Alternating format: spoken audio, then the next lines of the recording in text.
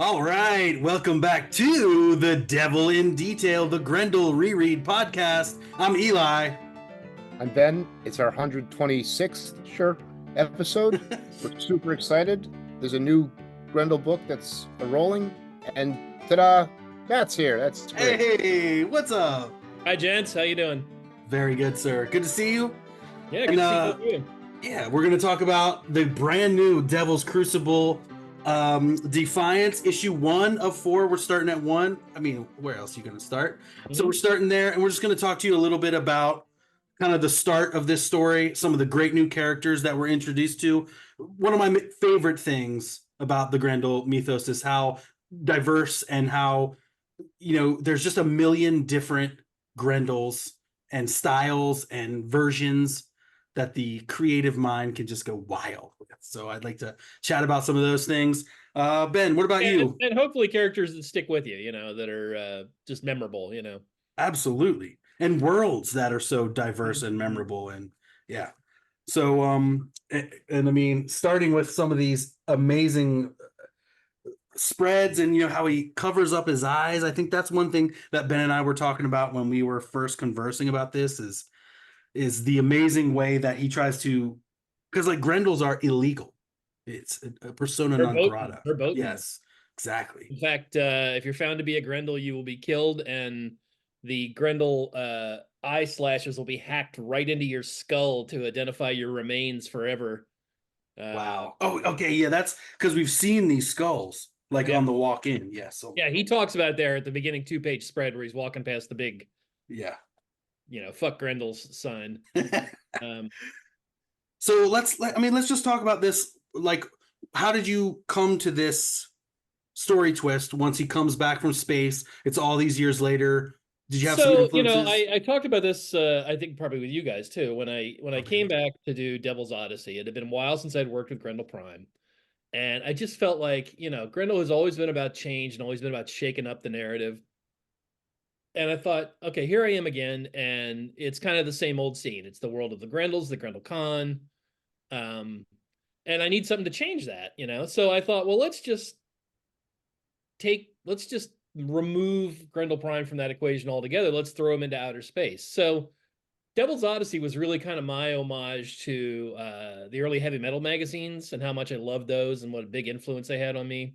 I will never forget, specifically seeing the cover of Heavy Metal #3, which is a Mobius drawing of an ape in an astronaut helmet. Yes. Very iconic image. And, I was probably 15 or 16 when that came out, and I saw it on the upper magazine rack, not on the spinner rack of the comics. And, I got it down, was looking through it, and it had adult material, and it was, here were all these just accomplished artists that I didn't know anything about. They weren't the guys I knew, they were European, Yeah. So that really had a huge influence on me, and I really wanted to pay homage to that. And one of the things I always loved about that early sci-fi was this kind of Gulliver's Travels idea, the idea of this lone space adventurer. That's since been kind of lost in the dust because it seems to be physically unreasonable for one single human, at least, to go into outer space by himself, Right. And but with, you have this undying cyborg, he could do it. He could go into outer space by himself, and so then, I got to the end of that and I was like, well, let's take him back to Earth and let's just like throw out all the previous stuff. The fact that the Grendel clans are now all of a sudden forbidden, and Grendels are in exile, and just turn everything on its ear, because that's narratively what I love to do in Grendel. Yeah, and what you've always done. Yeah, so that's what led to this series, Grendel Devil's Crucible. Now, I will say Devil's Crucible is a 12-issue overall story arc that Dark Horse Marketing asked me to break up into 3 different series. Each of the series has a subtitle. So the first one is Devil's Crucible Defiance. The next one is Devil's Crucible Sedition. And the last one is Devil's Crucible Necrotic. And so those will each be 4-issue arcs.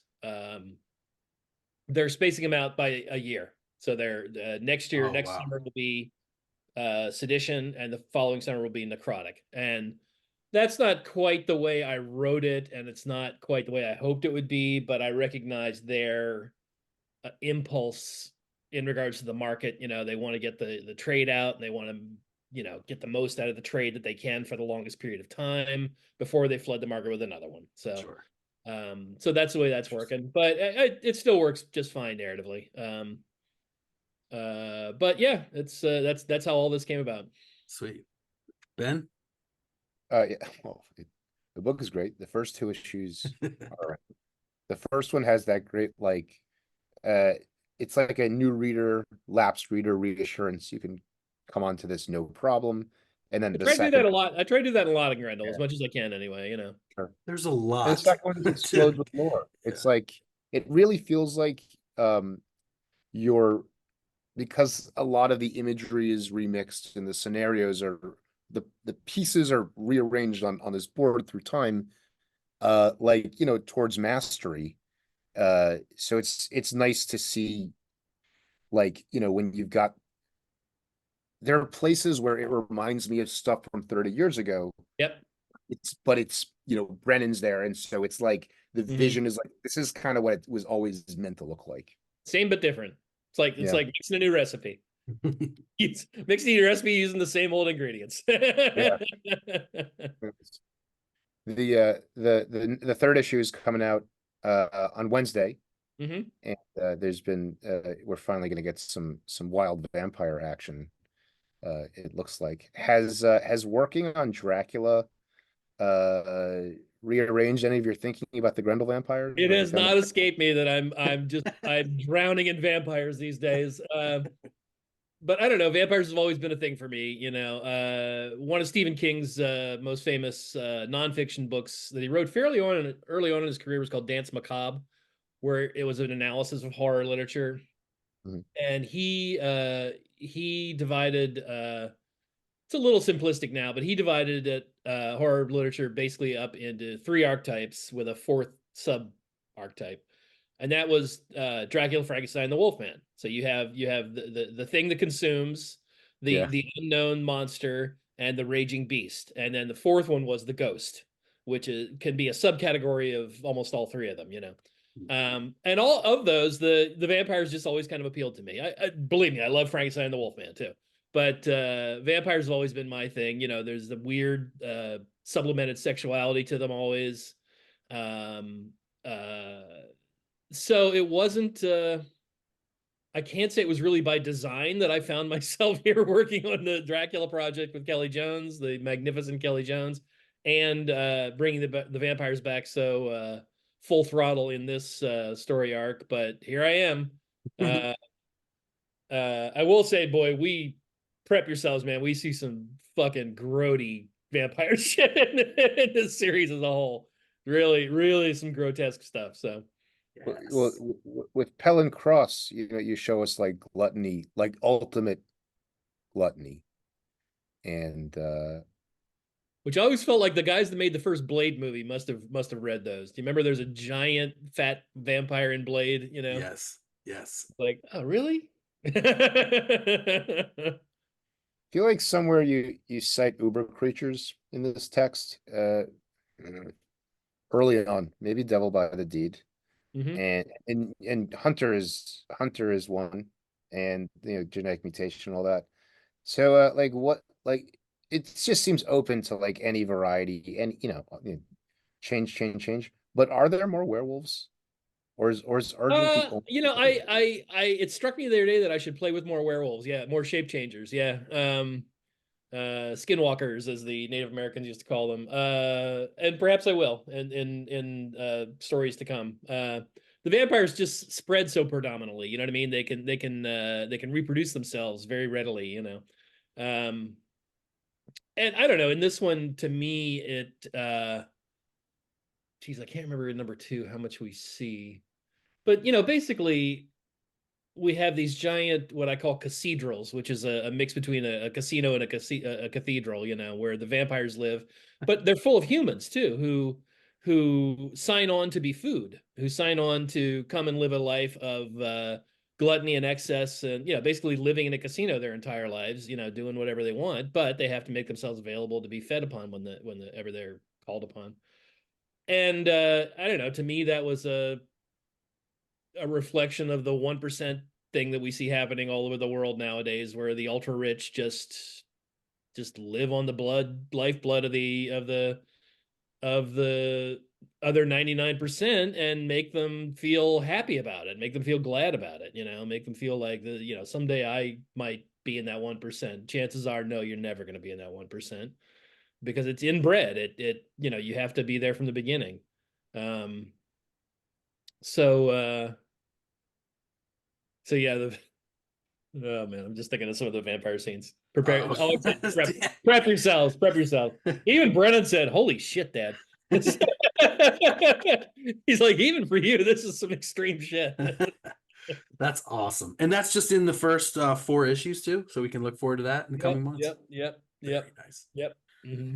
I wanted to touch on a little bit of the. Oh, go ahead, Ben. Finish. Just wanted to having the structure, the 3-act like subtitle structure is like super enticing. And, well, it's very classic, right? Yeah. Yeah. That's all. That's Eli. That's all I wanted to interrupt you with. I just wanted to talk about the character design because, like I'm saying, I love that. And when I was first really getting into Grendel, I like to create characters as well. So I was, trying to create all these different Grendels. It was just super fun way to sketch and scribble. And so, do you have notebooks that you just create a bunch of different characters and see where to use them? No, you just exactly what you're... the main extra characters you're seeing. So Ptolemy Chambers and Hari Smythe, and the character we meet at the end of issue number 2. I'll give you a little spoiler here.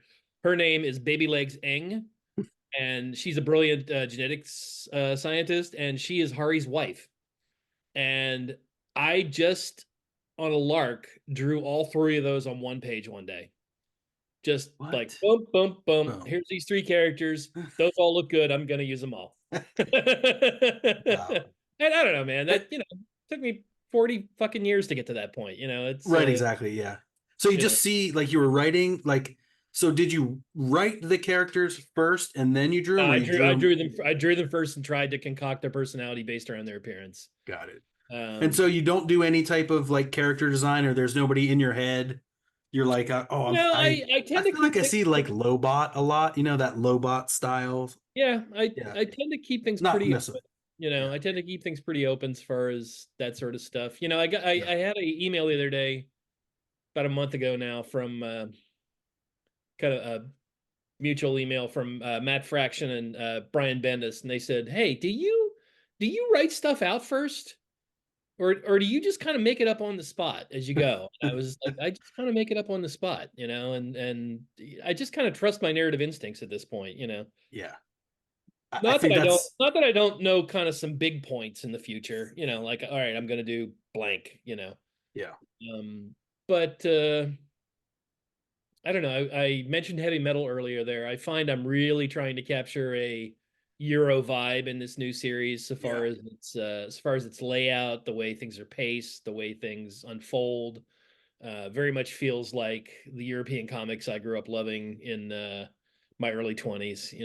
Yeah, some of the best Mobius, like Major Gruber or the Airtight Garage, like there's literally no plot. It's just like event. Well, it's a come on, Mobius loved his acid, so it's and his weed, so it's just a wanderer. It's just a wanderer, Okay, great. I just love. I'm hoping to provide a little more cohesive plot. I think there is absolutely like, and especially characters like this, these like anti-Grendel, like, I don't know. I am. That was kind of early on. I came up with this, that the sign, the slash, the circle with the slash through the Grendel mask. Right. No Grendels allowed. I feel like that was even on that last page of the Odyssey. It was, yeah. Okay. Mm-hmm. Yep. Oh my god. And how different Prime looks like with the paint, like especially in this panel here. Am I seeing it? Yeah.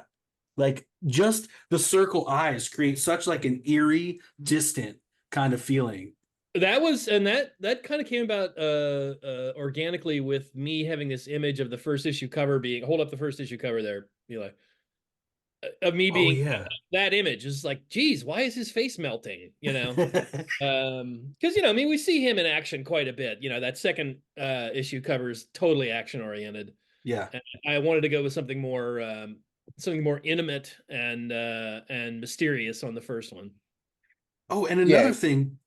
Oh, go ahead, It Ben. seems like the covers in this series are focused on being story moments, Yeah.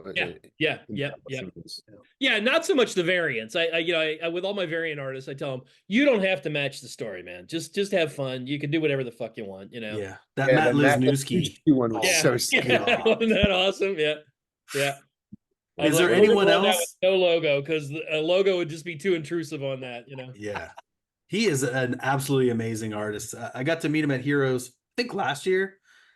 Absolutely interesting guy, and just amazingly meticulous in his art. I discovered him on Twitter. He had posted a piece he had done of the Sandman, Golden Age Sandman from Sandman Mystery Theater. And it was this weird deconstructionist thing where he's sitting there. It was almost like he's in a dream state. So like his hat is floating and all of his things are just kind of like coming off his body in this weird floaty kind of. And I was like, wow, I want to get that guy to do something. So Yes. And he worked with old school Grendel fan Chris Pitzer at Ad House. I think he did some of his early work. Oh, did he? Oh, I Yeah, didn't know The that. Freak, I think, was his first book. Okay, great. Am I thinking of someone else? That's Matt Allison. No. I think. Matt Allison is Canker. We'll see. I'll fact check it and we'll find it in the below. Oh man, so this is just amazing. So who's the fourth issue variant artist? If it was solicited, That's Lizniewski. Oh, that's Lizniewski. Okay. Yeah. Well, okay. So here's a neat thing. So I gave the first issue variant slot to each of the 3 series to Brennan to do a piece all by himself, to fully draw and paint all by himself. So he's going to be doing the first issue of the second series, Sedition, and the third series, Necrotic. But then the variant artists on Defiance, the second one is a British artist named David Hitchcock, who posts a lot on both Facebook and X, and the other guy's a guy named Antonio Fuso, and he just happened to start sending me stuff, kind of, hey, look at my stuff, and I was like, sure, you want to do a cover? That's amazing. I mean, so is that like the avenue to go about this? Like, if you're an artist out there listening, yeah, showing me your stuff is always like a great avenue, believe me. Yeah, but I also, I keep my eye out. Like, we have a guy coming up in the second series that you probably won't expect. I don't want to unveil any of those yet, but I'm always looking for different takes, especially for the variants. It doesn't have to look so much like what's going on inside the book. But that doesn't feed a thirst inside of you for like more Grendel tales or something, or another Black, White, and Red or something. Yeah, possibly. We'll see. I might have something. I might have something in gear for that. Did we uncover a exclusive, Ben? We'll see. All right. That's amazing. Okay, sweet. Ben, anything else you would like to ask Matt? Just that spread of the establishing shot of the swamp, I think it's called. The swamp, like, the Roach Market. There's like 15 unique vendors and booths in that, and you're very, in like 50 years, you've been very good at demonstrating how important it is to frequently pull back and reestablish the physical space. And I was like really, really floored by the scope and scale. Well, thanks, man. That was a fun one to draw. That was, because again, with each one of those vendors, I had to figure out what's going on there, and there's people running around doing shit too. There's little kids even running around. There's, and there's like an open sex market on one side, and, and then gears and shit, and the weapons dealer, and fucked up the bar serving horrendous grain alcohol. Man, it's amazing. Nice. Yeah, it's good. Like there's just like mystery, like the mystery of like how your imagination will dole it out is really what's always kept me on. So keeps me on too. I mean, that's coming up with shit like that is what keeps me continually invigorated. We my wife and I just met with our financial advisors the other day, and she's a school teacher, and she has her sights set on when she's retiring. It's in the next couple of years, and it's like, well, Matt's just not retiring. It's he'll slow down a whole lot eventually, but just never gonna really retire. So Yeah, there's no reason to. no, Nice to hear. no, because I'm still, obviously very invigorated with this and the Dracula project, and I have this whole other thing that I've been wanting to start up for a long time now. That is an all ages thing and doesn't have anything to do with anything I've done before. So. And what about, I always hear people and see people asking about the Aerialist completion. Is that ever? Oh, that's never It's going to just happen. too far. That was too far in the past, and that got too much interrupted. And like at the time that I did the Aerialist, I was so pissed off about Kimiko's bankruptcy and everything. I just wanted to do a storyline that poked in the eye of society. So the whole thing about homosexuality and and marijuana being this all-purpose cash crop, or all-purpose crop, those aren't controversial anymore. So why continue it? Exactly. I will say, I originally conceived of the Aerialist as being a trilogy set in that world, and each one of the titles would be a professional in that world. So the first one was a professional athlete, et cetera, et cetera. The title I had in mind for the last one is what I've now completely reworked into this all ages project that, again, I can't talk about yet because it's just too seminal still, too in its fulminating stages. But we awesome. Still have the next 3 years mapped out for releases. So for Grendel, yeah. What do we want? Four if you count the Dracula projects. So. And there's 3 books of that as well? There's going to be 4 total. 4 books of that. Amazing. At least. Yes. Do you find the Kickstarter model is working for you? Yeah. It worked really well. We made a lot of money at it. And our feedback from our backers has been tremendous. Everybody loves the product they got. We're going to mix it up next time. It won't be the rewards tiers won't be quite exactly the same. The books themselves will probably be the same formats. There will be standard cover by Kelly, a variant cover by me, a limited sign and numbered edition, and then maybe even a 4th one we're chatting around about right now. So, Yep, beautiful. That's awesome. I can't wait. So I figure you're about to go make some dinner. I am. We're having a caprese salad tonight. The tomatoes and mozzarella and fresh basil. Our basil plants are doing great, and carbonara pasta. Oof. So you just use some straight, just egg yolk? I don't use just egg yolk because I find that a little too rich. I was talking with Brent about this a little earlier, and I really cut back on the pork element too.